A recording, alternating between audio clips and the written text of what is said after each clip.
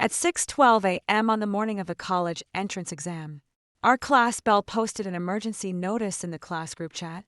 Everyone, wake up! Our exam venue has been changed at the last minute. Do not go to number 4 Municipal High School. The new venue is East Lake Experimental School. My cousin works with the Education Bureau. He confirmed it last night. I already arranged a bus for the whole class. Meet at the east gate of our school. Before 6:50. Within seconds, the group chat exploded. What? They can change the venue on exam day? Thank God Celine told us. My dad was literally about to drive me to number 4 high. Celine, you're a lifesaver. Everyone hurry up. Don't miss the bus. I sat on the edge of my bed, staring at the screen. My hand was cold. My admission ticket lay beside me. Printed clearly across the center were the words, Exam Venue No. For Municipal High School. Exactly the same as in my previous life. Exactly the same morning. Exactly the same message. Even the little red heart emoji Celine added at the end was identical. For several seconds, I couldn't breathe. Then another message appeared. Ryan tagged me. Sophie, you're awake, right? Tell everyone to hurry. Ryan, my childhood friend. The boy who had once promised that we would attend the same university. The boy who, in my previous life, stood on a bridge and watched me die. I looked down at my hands. There were no bruises, no broken nails, no blood. I touched my neck. No rope burn, no freezing river water filling my lungs. I was 18 again. I had really come back to the morning that destroyed my life. In my previous life, I had been the first person to realize Celine's notice was fake. Something about the screenshot looked wrong. The font was slightly different from official Education Bureau notices. The hotline number at the bottom was missing a digit. And more importantly, national exam venues were assigned in advance. Changing an entire venue at 6 in the morning was almost impossible. I immediately called the official hotline. They confirmed that there had been no change. I posted the information in the class group. Nobody believed me. Celine cried. Ryan accused me of humiliating her. Several classmates said I was jealous because Celine had become more popular than me. I showed them the official website. They said the website had not updated yet. I called our homeroom teacher. He couldn't reach the education office that early. I even called some parents. Still, almost everyone followed Celine. I should have let them go. But back then, I still believed responsibility meant saving people even when they hated me for it. So I boarded the bus too. I thought that if I stayed with them, I could convince them to turn around. At 7:50, we arrived at East Lake Experimental School. There was no exam there. The security guard looked at us like we were insane. That was when everyone panicked. Celine cried and said she had also been deceived. Ryan grabbed my shoulders. You knew something was wrong. Do something. So I did. I calculated the fastest route. I called ride-hailing services. I asked parents nearby for help. I called traffic police. I begged the bus driver to turn around immediately. Everyone screamed at him to drive faster. At 8:41, we were still several miles from number 4 high school. Someone shouted that the gate would close soon. Someone else screamed at the driver to run the red light. The driver hesitated. Ryan yelled, "Just go." The bus entered the intersection. A truck hit us from the side. The sound of metal tearing apart haunted me until the day I died. 1 student was killed. 7 were badly injured. The rest of us missed the first exam. And somehow, the blame landed on me. Celine lay in a hospital bed, with a bandage around her forehead, crying so hard that everyone pitied her. I only wanted to help. I really thought the venue changed. If Sophie hadn't scared everyone and forced the driver to rush, maybe none of this would have happened. Ryan believed her. So did half the class. By graduation, the story had changed completely. Celine became the innocent girl who forwarded bad information. I became the arrogant top student who caused a traffic accident because I wanted to prove I was right. The dead student's family hated me. My classmates hated me. Even our homeroom teacher told me quietly, Sophie, sometimes being correct isn't enough. You need to think about how your actions affect everyone else. I spent that summer apologizing for a disaster I had tried to prevent. Then came the graduation trip. They took me to an old riverside resort. At night, Ryan asked me to walk with him. I thought he finally wanted to talk. Instead, almost 20 classmates were waiting near the bridge. They had been drinking. Someone held the dead student's photo. Ryan told me to kneel. I refused. They shouted at me. Celine stood behind them, with tears in her eyes. If you hadn't interfered that morning, maybe things wouldn't have gotten so bad. I looked at her. Even then, I still tried to explain. I was trying to get everyone to the correct exam center. Ryan slapped me. That was the first time he had ever hit me. You always have an excuse. Someone shoved me. I stepped backward. My heel hit the edge of the bridge. I remember the fear, the shock, the river below, and Ryan's face. He reached forward. For 1 second, I thought he would save me. Then Celine cried his name. He turned toward her. I fell. The river swallowed me. The last thing I heard was Celine's voice. Sophie always thought she was smarter than everyone. When I opened my eyes again, I was back at 6:12 a.m., and Celine was once again telling the entire class to go to the wrong exam hall. This time, I didn't call the hotline. I didn't send screenshots. I didn't argue. I picked up my admission ticket. Then I typed one sentence into the group chat. My venue is the one printed on my admission ticket. I'm going there. The group went silent. 3 seconds later, Ryan called me. I looked at his name flashing across the screen and smiled. This time, I would go alone, and everyone else could finally be responsible for their own choices. I declined Ryan's first call, then his second. He called a third time. I finally answered. What? His irritated voice came through immediately. Sophie, what's wrong with you? Nothing. Then what was that message? I said I'm going to the exam venue printed on my ticket. You saw Celine's notice. I did. So I'm still going to number 4 high. He sighed. That familiar sigh. Like I was a difficult child he was forced to tolerate. Sophie, can you stop competing with Celine for 1 day? I almost laughed. Competing? Yes. You know exactly what I mean. No, I don't. Ryan lowered his voice. Ever since she transferred here, you've been weird. Whenever she does anything good for the class, she organized the graduation photos. You complained about the schedule, because she scheduled them. During a mandatory review session, she bought everyone drinks. You said students shouldn't accept expensive gifts, because she used class funds without asking. She arranged today's bus.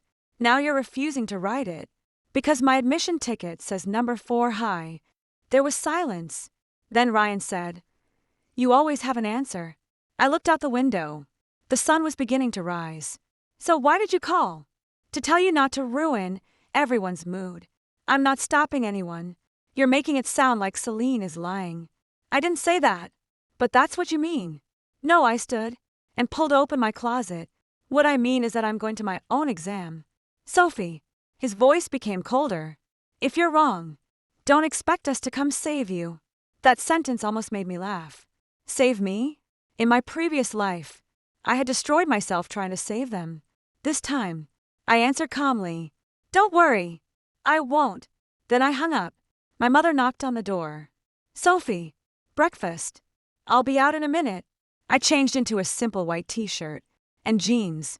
Then I packed my transparent pencil case, 2 black pens, 2 pencils, eraser, ruler, admission ticket, ID, water, everything exactly where it belonged. Before leaving my room, I took a photo of my admission ticket. Then I took a screenshot of the official exam portal. Not because I planned to convince anyone. I had learned that lesson. I saved them for myself. Evidence. In my previous life, I had trusted people to remember the truth. This time, I would trust records. At the breakfast table, my father was reading traffic updates on his phone. Number 4 high has road restrictions starting at 7. We should leave early. My mother nodded. Good. Then she noticed my expression. Are you nervous? A little. That means you care. She placed an egg on my plate. Eat. My phone buzzed. The group chat again. Celine had sent a 10-second video. A white charter bus was parked outside our school. Colorful balloons had been tied near the front windshield. Celine stood beside the door wearing a pale blue dress and a white cardigan. Her hair was tied with a ribbon. She looked less like someone preparing for the most important exam of her life, and more like someone filming a graduation commercial. Guys, the bus is here. I prepared breakfast for everyone. Hurry! Immediately, the compliment started. Celine is literally an angel. Who else would wake up at 5 for us? Best class Belle ever. Then someone tagged me. Where's Sophie? Another replied. Probably busy checking government websites. A laughing emoji followed. Ryan wrote, leave her alone. For once, let her deal with the consequences of her own stubbornness. I stared at that sentence.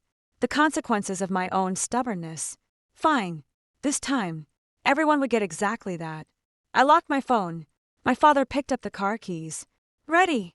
Yes. At 6:34, we left home. The streets were already crowded. Parents drove slowly. Police officers stood near major intersections. Signs for exam traffic restrictions had been placed along the road. Everything looked normal, almost painfully normal. In my previous life, I had spent this drive arguing in the group chat. I had barely looked out the window. This time, I watched the city wake up.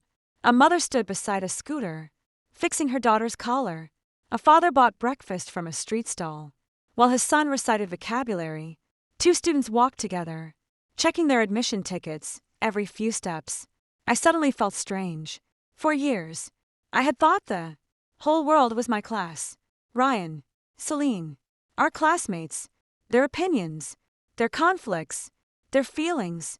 But the city was full of thousands of students, thousands of families, thousands of lives. My classmates weren't my entire world. They never had been.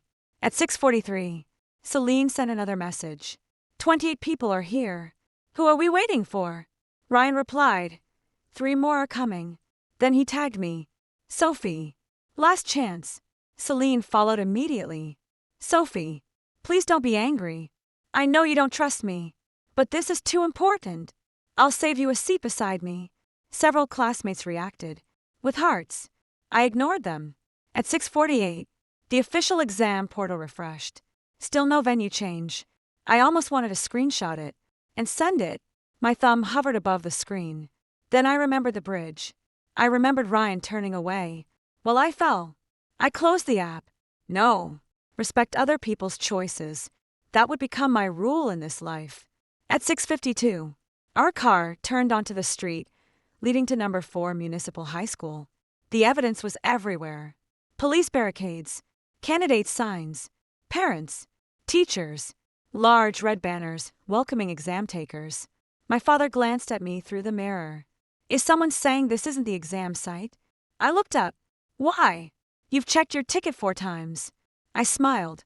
Someone in my class said the venue changed. My father's eyebrows rose. Official notice? No. School announcement? No. Then why would anyone believe it? I was silent. That was the question. Wasn't it? Why had 35 people believed one popular girl instead of the document in their own hands? Because Celine was confident. Because everyone else appeared to believe her. Because nobody wanted to be the one person who questioned the group. Because following the crowd felt safer than thinking alone. And because I had spent too many years believing intelligence meant I could save people from their own willingness to be fooled. My father shook his head. Exam tickets exist for a reason. I looked out the window.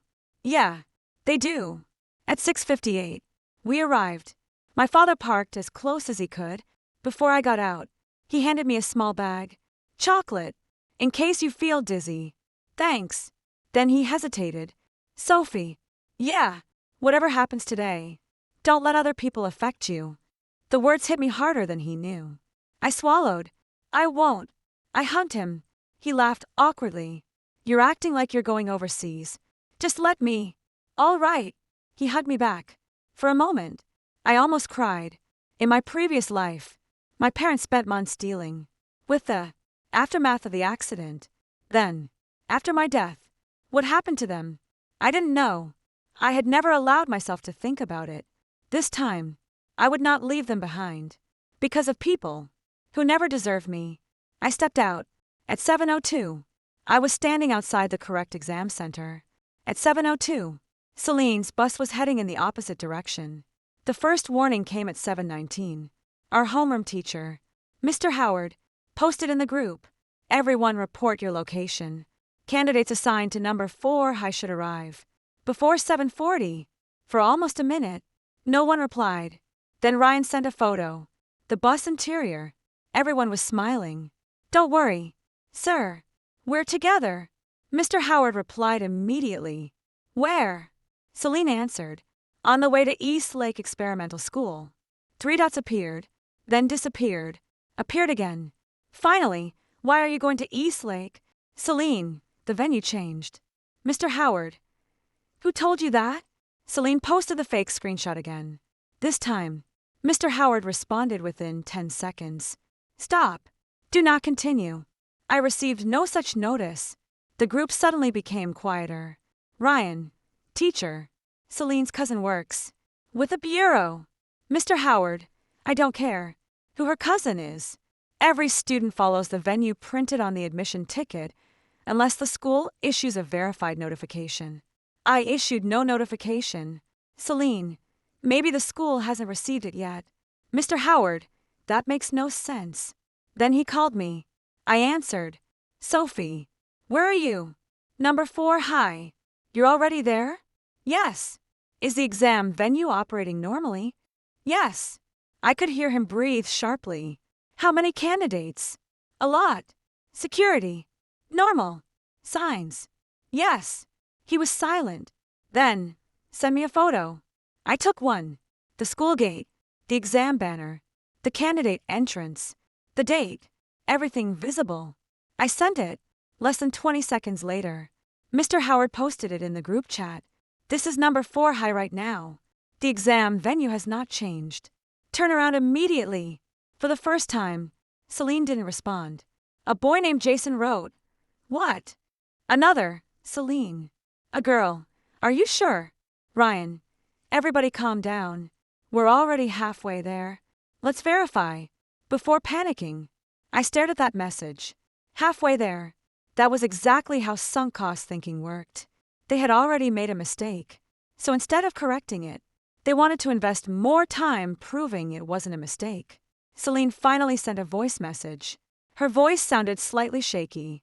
Guys, please trust me. My cousin would never lie to me. The bureau sometimes updates things internally. Before schools receive the notice. East Lake is only 20 minutes away now.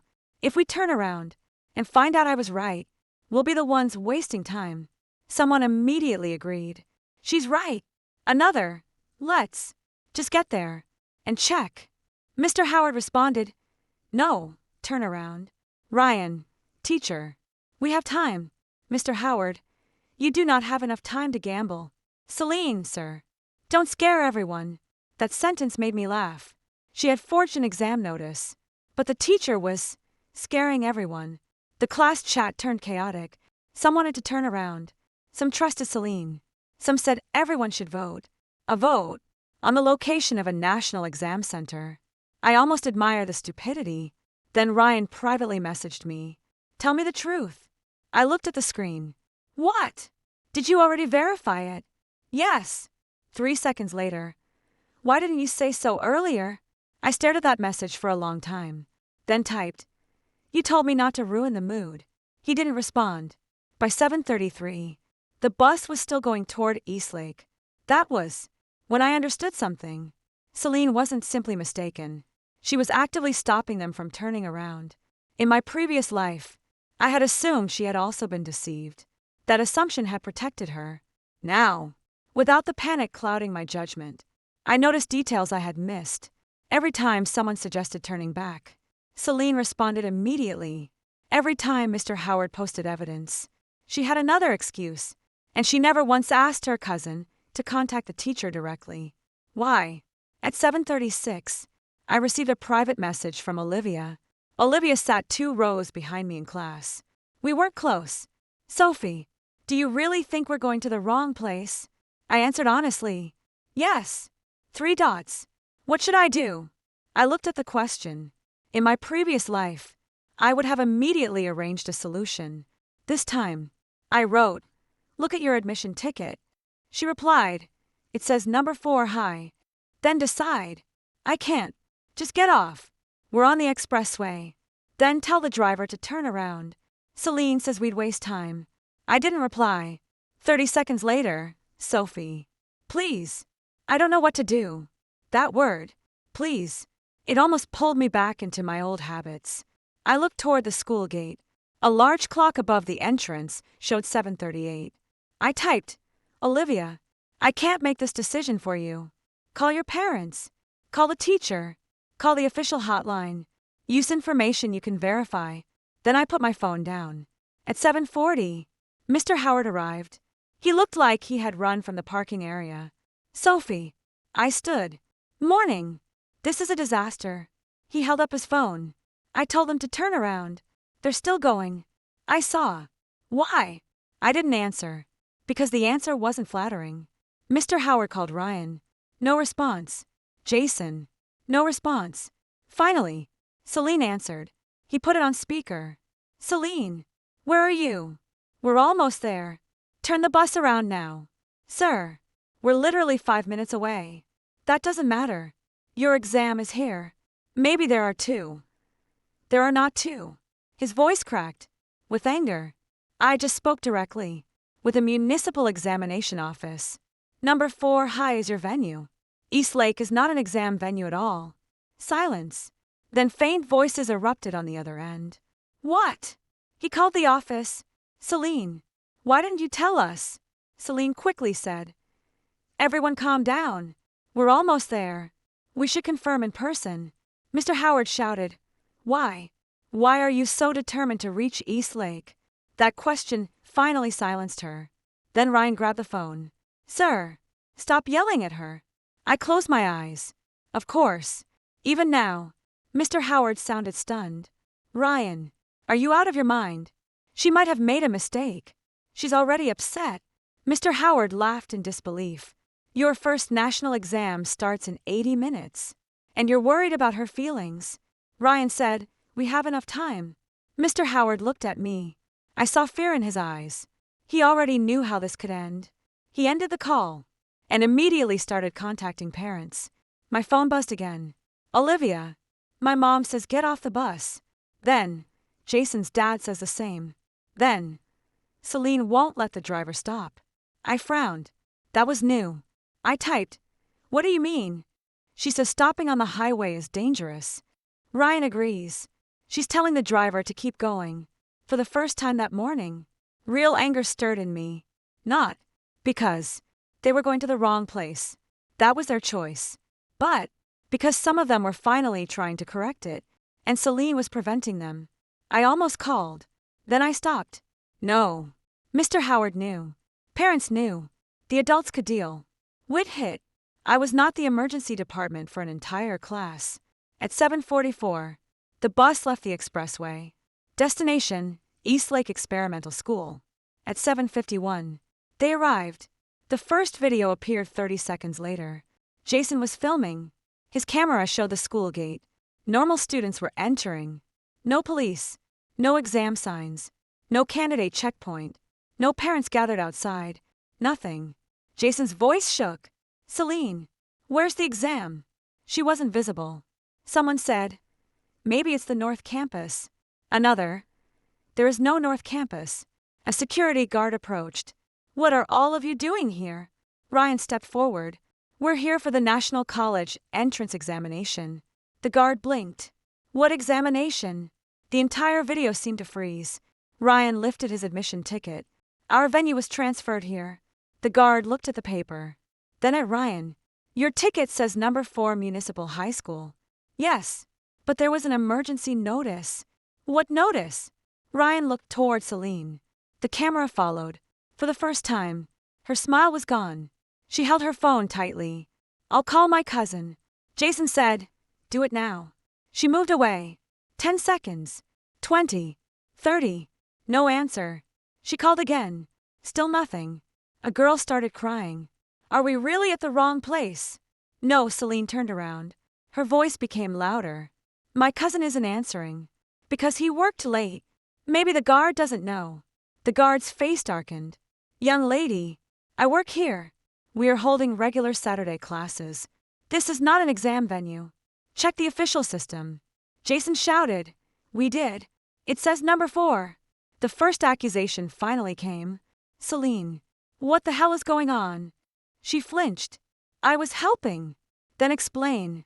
I can't control whether the bureau updates. Slowly. Ryan stepped between her. And Jason. Back off. Jason stared at him. You're still defending her? She didn't do this on purpose. How do you know?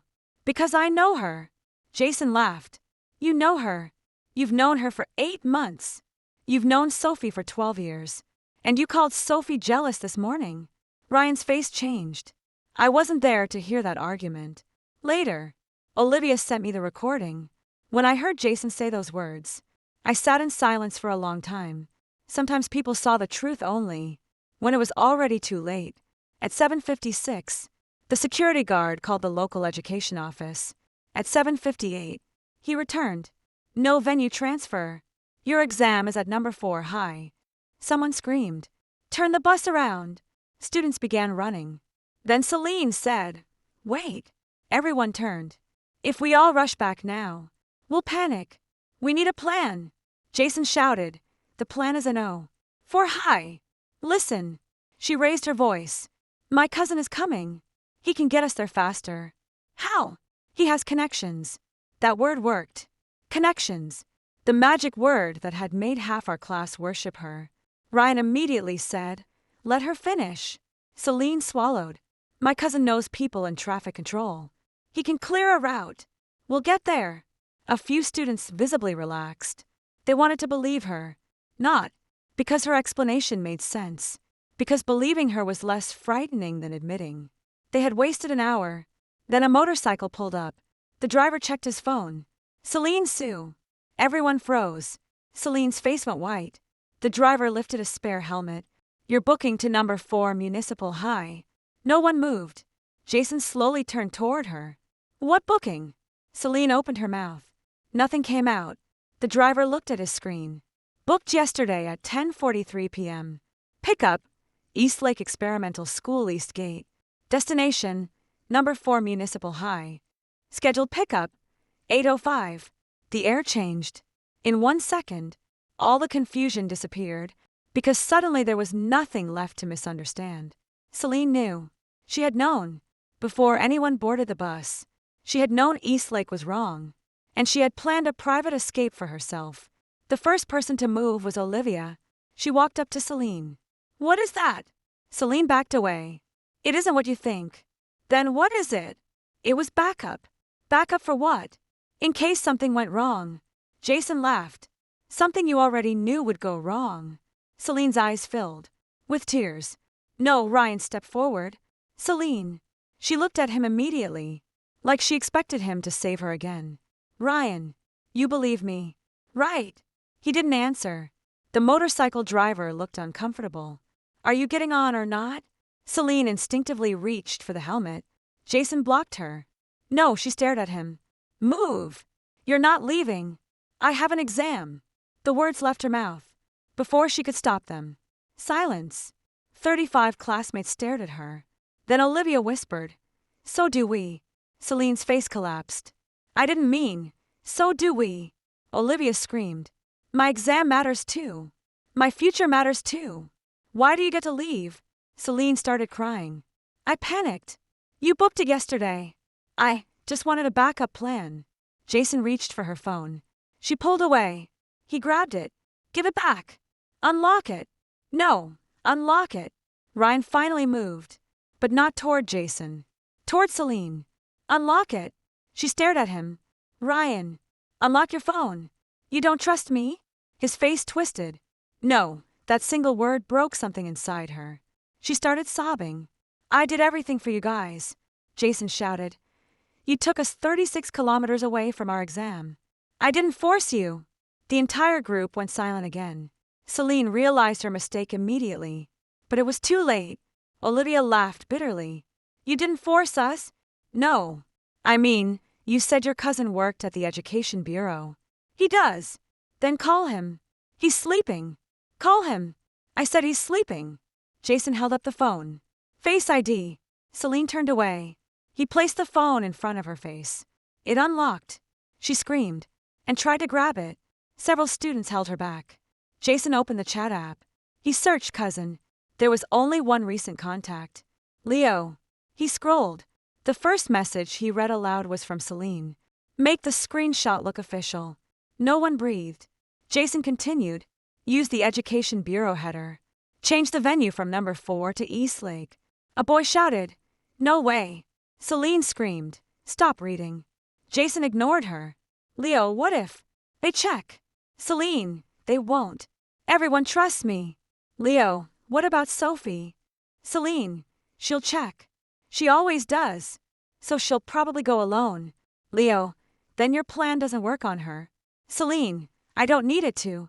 If 30 people miss Chinese, I'll move up anyway. Besides, once everyone goes together, she might follow. Jason stopped reading. His face had gone completely pale. He looked at Celine. You planned to make us miss the first exam. No, yes. You did. No. She struggled against the students holding her. I only wanted you to be late. That sentence was worse. Much worse. She realized it immediately. But now everyone was listening. Celine cried. Just a little late. Not the whole exam. I thought you'd still get in. One section. Maybe 30 minutes. That's all. Olivia slapped her. The sound echoed across the sidewalk. You thought losing 30 minutes was nothing. Celine stumbled. Ryan didn't catch her. That mattered. For months, he had caught every tear, every stumble, every little performance. This time, he stood still. Jason scrolled further. Then his expression changed again. There's more. Celine whispered. Don't. He read. Celine, I'll leave Eastlake at 8:05. If the bike uses the express lane, I can reach number 4 before 8:45. Leo, what about the others? Celine, they'll figure something out. I can't control everyone. Ryan closed his eyes. For the first time, nobody called Celine kind. Nobody called her innocent. Nobody called me jealous. At 8:03, I passed the first security checkpoint at number 4 high. The officer checked my ID. Phone. I held it up. Turn it off completely. Before entering. Yes. Before shutting it down. I saw 47 unread messages. I didn't open the group chat. Then a private message appeared. Celine. Sophie. Another. Please. Then you knew. Then. Help us. I looked at those 2 words. Help us. In my previous life, those words had controlled me. Help us. Fix it. Call someone. Think of something. You're smart. You're responsible. You're our class representative. You can't. Just watch. I had spent years confusing usefulness with love. People valued me when I solved their problems. The moment I refused, I became selfish. The moment my solution failed, I became guilty. Not anymore. I opened Celine's message. She was typing. Then another line appeared. You know all the routes. Tell us the fastest way back. I typed.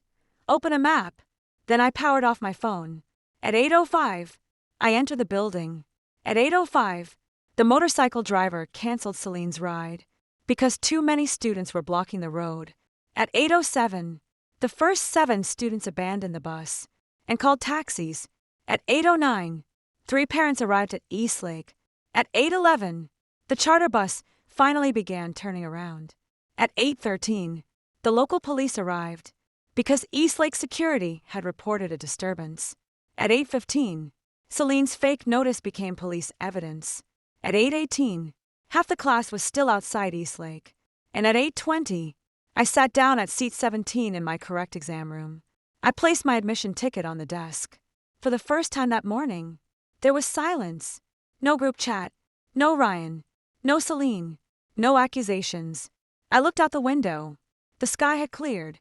My hands slowly stopped trembling. A girl in the seat ahead turned around. Do you have an extra pencil? Yes. I gave her one. Thanks. She smiled. That was it. No emotional debt. No manipulation. A pencil. A thank you.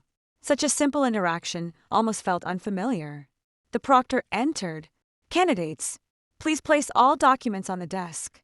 I straightened. This was why I had studied for 3 years. Not to beat Celine. Not to prove Ryan wrong. Not to save 35 classmates. For myself. At 8:47, the first students from my class reached number 4 high. I didn't know it then. Olivia and 2 others had gotten into her mother's car. Her mother drove directly there. They ran through the gate, with their shoes half untied. At 8:50, Jason arrived. At 8:52, 4 more students arrived. At 8:55, the first bus group reached the street. Traffic was blocked. They jumped out and ran. At 8:58, Ryan reached the first checkpoint. At 8:59, the exam officially began. He was still outside security. The Chinese exam started at 9. For the first 20 minutes, I forgot everyone. The paper required full concentration. Reading, classical literature, language use, composition. I wrote steadily. Halfway through the exam, the proctor walked past my desk. I glanced at the clock. 10:07. Only then did I wonder who had made it inside. I forced the thought away. Their exam was not my responsibility. Later, I found out 9 students entered in time. 26 didn't. Ryan was one of the 26. He passed the outer gate at 8:58, but security found a metal bracelet he had forgotten to remove. By the time he cleared secondary inspection and reached the registration gate, the system had already closed. 9:16, 1 minute beyond the final admission cutoff. He begged. He showed his admission ticket. He said his father knew school administrators. He said it was a misunderstanding. The supervisor refused. Rules were rules. Ryan punched the wall. His knuckles bled. Behind him, Jason stood frozen. He had arrived slightly earlier, but had wasted time helping another classmate, who had collapsed from panic. He missed the cutoff too. Olivia made it. So did 8 others. 9 out of 35. Celine never arrived. Police kept her at Eastlake long enough to verify what had happened. Her mother came screaming. She demanded they release her daughter for the exam. The officer reportedly asked, "Did your daughter distribute the forged notice?" Mrs. Sue said, "She is a child." The officer replied, "So are the 34 other students, whose exam she disrupted." At 11:30, my exam ended. The classroom doors opened. Candidates poured into the hallway. Some were smiling. Some looked devastated. Some immediately began arguing about answers. I didn't. I had learned not to discuss answers between subjects. I walked outside. The sunlight was stronger now. Then I saw them. Ryan, Jason, several classmates, parents, teachers, police. The scene outside the exam center looked almost as chaotic as the accident scene from my previous life. Only this time, there was no blood, no smashed bus, no dead student. That alone made my choice worth it. Mr. Howard spotted me. "Sophie." He hurried over. "How did you do?" "Okay." He nodded. Then his expression changed. "There's something we need to talk about." I knew immediately. "Not before lunch." He blinked. "What?" "I have math this afternoon. I need to eat and rest." "But your classmates also have math." I looked past him. They should probably do the same. He stopped. Maybe he finally realized how absurd it was to drag me into their mess again. Then Ryan came toward me. His eyes were red. "Sophie." I didn't move. "You made it." "Yes." He laughed once. There was no humor in it. "Of course you did." I said nothing. His voice rose. 26 of us missed Chinese. People nearby turned. I remained calm. "I'm sorry to hear that." "You're sorry." He stepped closer. "That's it. What else do you want?" "You knew." I knew where my exam venue was. "You knew Celine was lying." I suspected she was wrong. "No," he shook his head. "You knew. You checked. You always check." So why didn't you tell me?" I stared at him. "We spoke this morning." His mouth tightened. "I didn't know you had confirmed it." "You didn't ask." "You should have said it." "You told me I was jealous." His face reddened. "That was before I knew." "Exactly." He opened his mouth. I continued. "You trusted Celine. Before you knew. You insulted me. Before you knew.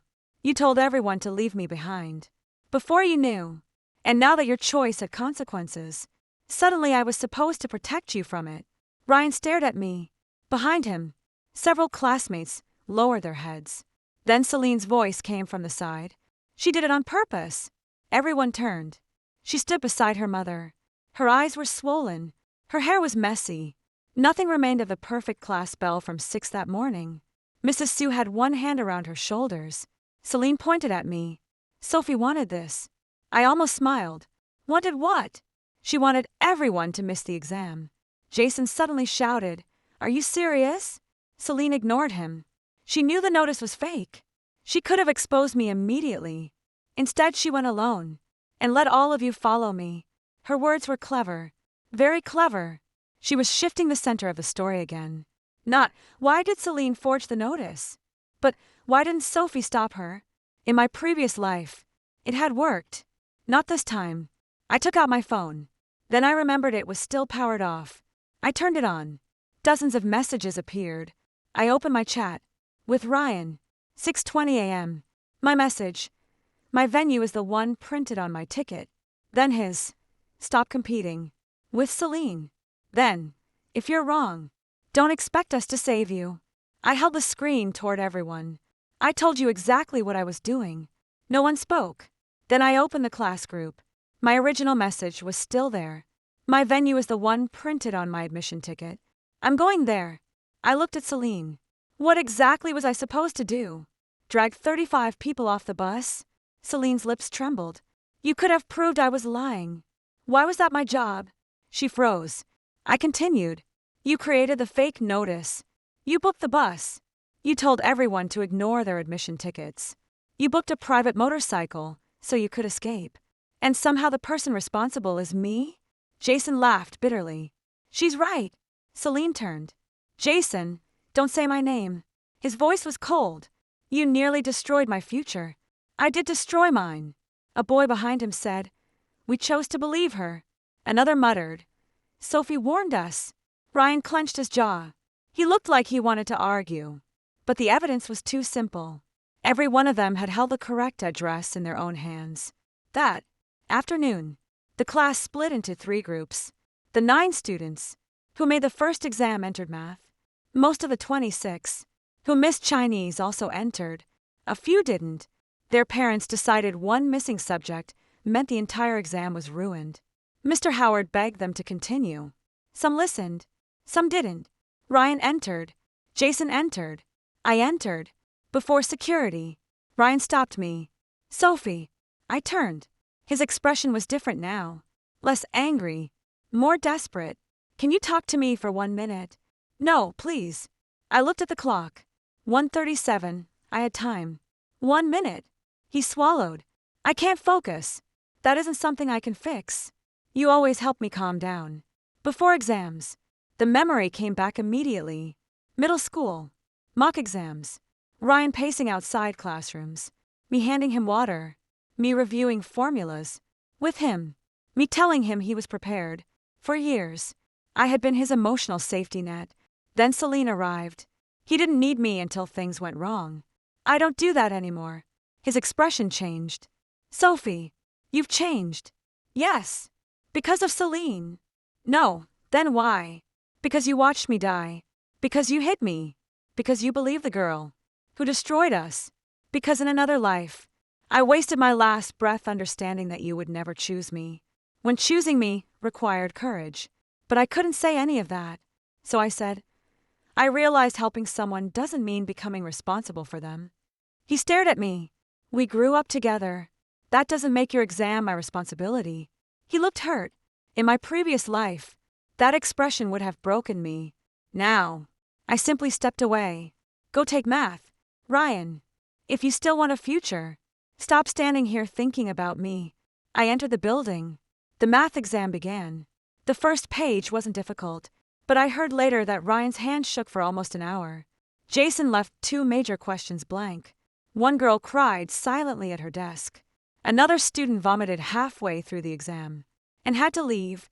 The consequences of the morning were still unfolding. Celine had wanted everyone slightly behind her. Instead, she had shattered the entire class psychologically, and she hadn't even taken the exam herself.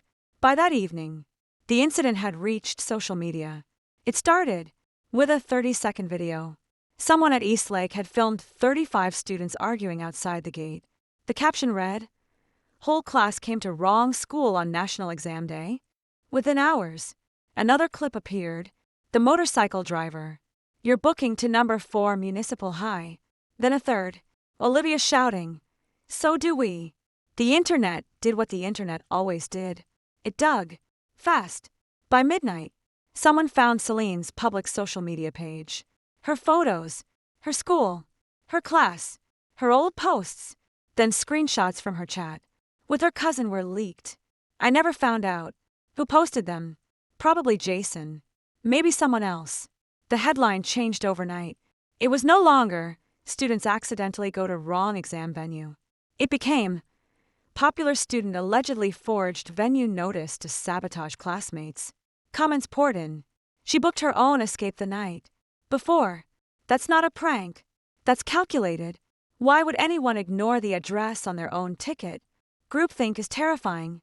That last phrase spread widely. Groupthink. Everyone blamed Celine. But many also criticized the students, who blindly followed her. The next morning, our class group was unreadable. Some students wanted to sue Celine's family. Some demanded compensation. Some blamed the school. Some blamed Mr. Howard.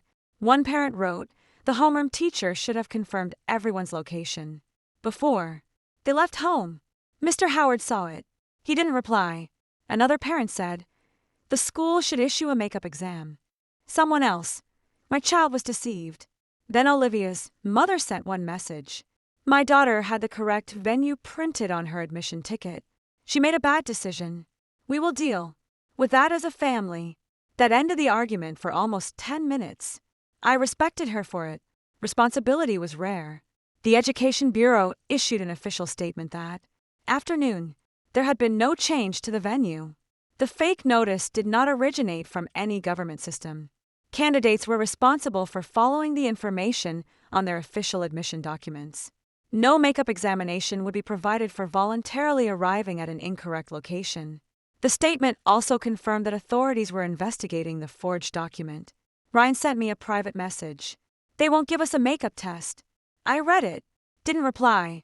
Then, my dad is furious. Another. He says I threw away 3 years. Then, Sophie, say something. I put the phone down. What did he want me to say? That everything would be okay. Maybe it wouldn't. Some choices permanently change your future. That was what they had taught me in my previous life. Now, they were learning it themselves. Celine didn't return to school. After the exam, her cousin, Leo, was questioned. The truth came out quickly. He didn't work for the Education Bureau. He wasn't even a government employee. He was 22 and worked at a print shop. Celine had lied about his job for months. Whenever she wanted to sound important, she referred to him as my cousin at the bureau. Leo admitted creating the fake notice. He claimed Celine told him it was a joke between classmates. But the chat records made that difficult to believe. 3 weeks before the exam, Celine had written, I can't stand Sophie anymore. Everyone still thinks she's the best student. Leo, then score higher. Celine, very funny. I ranked 19th. Leo, study. Celine, too late. Then, what happens if someone misses Chinese? Leo, they lose the whole subject score.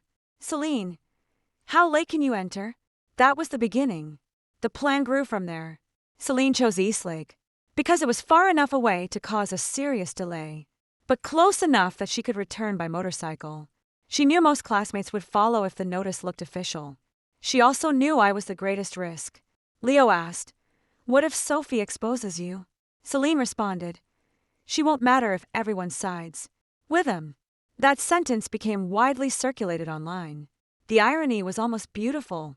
In my previous life, everyone had sided with her, and she had won. This time, they sided with her again, but I removed myself from the game. Suddenly, the person they trusted had no one left to blame. A week later, Celine came to school with her mother. I happened to be returning textbooks. I saw them inside the principal's office. Mrs. Sue was arguing loudly. My daughter is 18. She made one stupid mistake. You cannot ruin her entire future. The principal replied, Mrs. Sue, your daughter attempted to ruin the future of 35 students. She needs psychological counseling. She needs consequences. She needs compassion. What about the other students? Mrs. Sue had no answer. Then she saw me through the glass. Her expression changed. She opened the office door. You. I stopped. The principal looked tired. Sophie. You can go. Mrs. Sue stepped into the hallway. No, I want to speak to her. I didn't move. She walked toward me. You're satisfied? With what? My daughter has been destroyed. I didn't investigate her. You let this happen. I almost laughed. That phrase again. Let this happen. Apparently, I had become responsible not only for my classmates, but for Celine too. Mrs. Sue's eyes filled with anger. You knew she was making a mistake. You could have stopped her. I looked at her. Did you know? She froze. Know what? That your daughter ranked 19th. Her face changed. I continued. Did you know how much pressure she was under? Did you know she was obsessed with beating me? Did you know she was lying about her cousin? That isn't relevant. It seems more relevant than asking why I didn't parent your daughter for you. The principal turned his face away, maybe hiding a smile. Mrs. Sue's face turned red. You think, because you got one good exam score, you're better than her. The results aren't out yet. You know what I mean. No, I stepped back. I don't think I'm better than her. I just didn't forge an official notice. Then I walked away. For the first time, I understood how peaceful life became when you stopped accepting other people's guilt. Results day arrived 3 weeks later. At 7:50 a.m., I sat in front of my laptop. My parents stood behind me. My mother was more nervous than I was. Is it open? Not yet. Refresh. Mom, it's 7:51. Refresh anyway. My father laughed. Let her breathe. At exactly 8 o'clock, I entered my information. The website froze. My mother gasped. Did it crash? Probably traffic. 30 seconds. 1 minute. Then the page loaded. Chinese, 137. Mathematics, 146. English, 143. Science, 281. Total, 707. I stared. My mother stared. My father leaned closer. Then my mother screamed. 707. She hugged me from behind. My father laughed, so loudly the neighbors probably heard him. I didn't cry immediately. I just looked at the numbers. In my previous life, I had never seen my final score. I had missed Chinese, then the accident, then the blame, then death. 3 years of work had disappeared because I refused to abandon people who never valued me. Now the score was right there, proof that my future had always existed. I simply had to stop throwing it away for others. My phone started ringing. Mr. Howard. Sophie. You got 707? Yes. You're among the top students in the city. He sounded genuinely happy. For a moment, I remembered that despite everything, he had also been under enormous pressure. Congratulations. Thank you. The school wants to put your score on the honor board. That's fine. Then his tone changed. Sophie, Ryan asked about you. I closed my eyes. Mr. Howard. Right. He sighed. I shouldn't get involved. Good luck with your applications. Thank you. I hung up. 10 minutes later, the class group woke up. Someone had found my score. A screenshot appeared. No caption. Then, no way. Sophie got 707. City top 10. Holy, Jason wrote. Congratulations. Olivia followed. Congratulations. Sophie. Others slowly joined. Some sincere, some awkward, some probably forced by embarrassment. Ryan said nothing. His own score came out 20 minutes later. He had done well in the subjects he completed, but missing Chinese made his total impossible for a top university. Jason's situation was similar. Olivia, who barely made it into the exam hall, scored well enough for a strong university. She privately messaged me. I need to say something. Okay. I was awful to you that morning. I laughed. When you said you were going alone, I thought you were jealous of Celine. I was wrong. I stared at the message, then replied, You corrected your mistake before it was too late. She wrote, Only because my mom screamed at me. I smiled. Still counts. She sent a crying, laughing emoji. Then, can we start over? I thought about it. Maybe. That was enough. Not everyone in my class deserved to become an enemy, but forgiveness would happen on my terms. Not because someone demanded it. Ryan decided to repeat senior year. His father transferred him to a strict private school. Before the summer ended, he came to my apartment. My mother opened the door. "Sophie, Ryan is here." I was filling out university forms. I didn't want to see him. Then I thought about the station promise from our childhood. Maybe closure had value. I went downstairs. Ryan stood beneath a tree. He looked thinner. No expensive sneakers. No carefully styled hair. Just a white t-shirt and jeans. For the first time in years, he looked like the boy I used to know. "Sophie, what do you need?" He flinched at my tone. I wanted to apologize. I waited. "I blamed you." "Yes. I shouldn't have." "No," he looked down. "I keep replaying that morning. If I'd listened to you." "Stop." He looked up. "You didn't need to listen to me. You needed to read your ticket." His face tightened. "I know." "No, you still don't." I crossed my arms. "You keep making this about whether you trusted me or Celine. That wasn't the real problem. The real problem was that you didn't trust yourself." He stared at me. "You had the correct document. You had access to official websites. You had a teacher telling you to turn around. And you still chose what felt socially easier."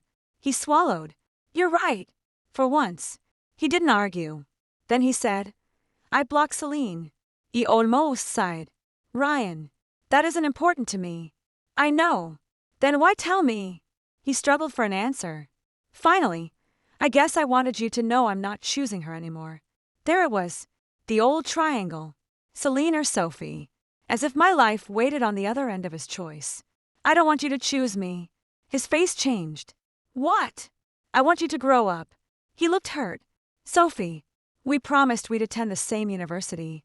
We were 12. I still remember." "So do I." "Then, remembering doesn't mean I owe you my future." He went silent. I continued. "You can repeat. You can score better. You can get into a great university. I genuinely hope you do." His eyes lifted slightly. But don't do it for me. Don't expect me to wait." His eyes turned red. "Is there really nothing left?" I thought about the bridge, about the slap, about his hand reaching forward, then turning away. When Celine called him, maybe somewhere inside me, the girl from my previous life still hurt. But that girl was no longer driving.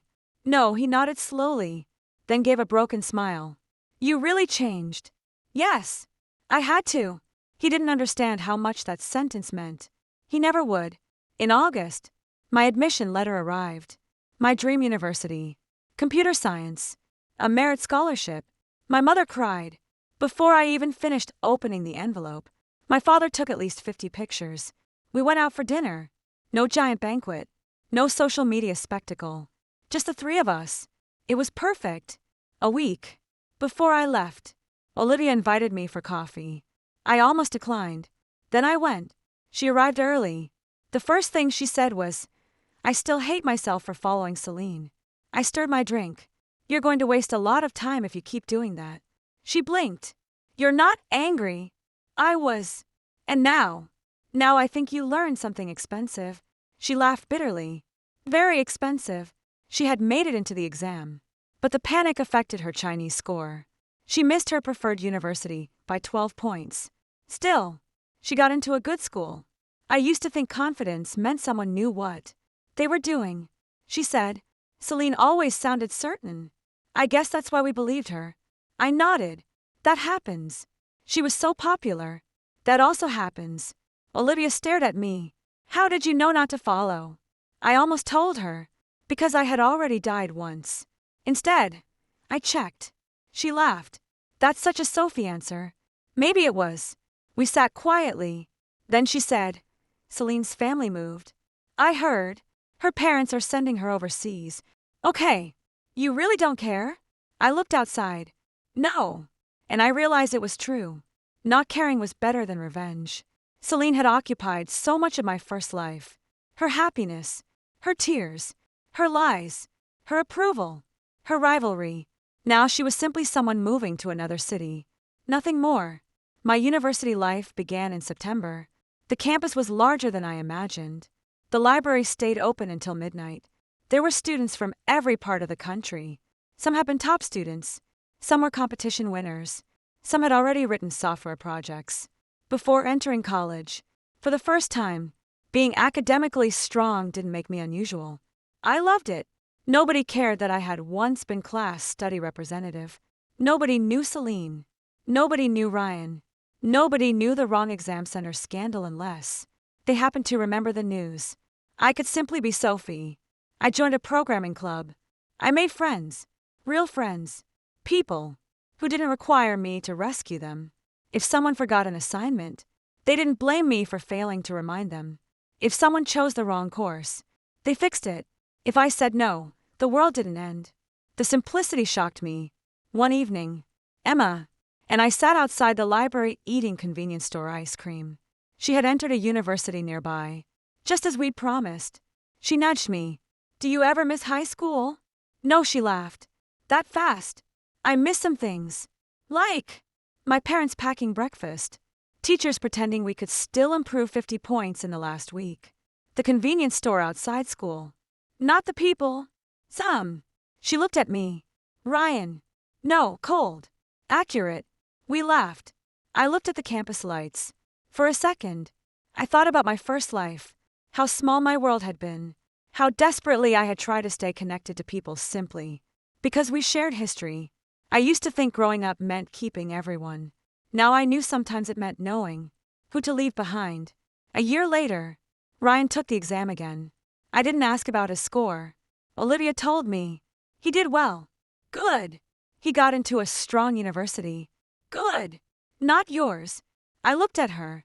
Also good? She laughed. You're impossible. Then she hesitated. He asked me if you're dating anyone. I raised an eyebrow. What did you say? That it's none of his business. I smiled. You've grown. Learn from the best. A week later, Ryan sent me a message. Got admitted. I replied, "Congratulations." He sent, "Thank you." Nothing else. For the first time, our conversation ended cleanly.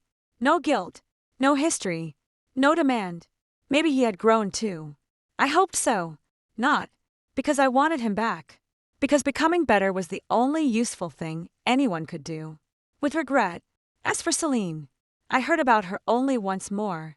2 years after the exam incident, a former classmate mentioned that she had returned from overseas. Her parents' business had suffered. After the scandal, her father apparently blamed her.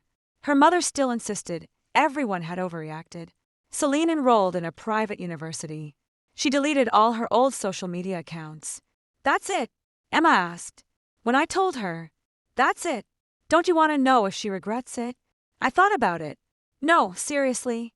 Her regret doesn't improve my life. Emma stared at me, then raised her drink. To emotional maturity, I clinked mine against hers. To minding our own business. We laughed. For years.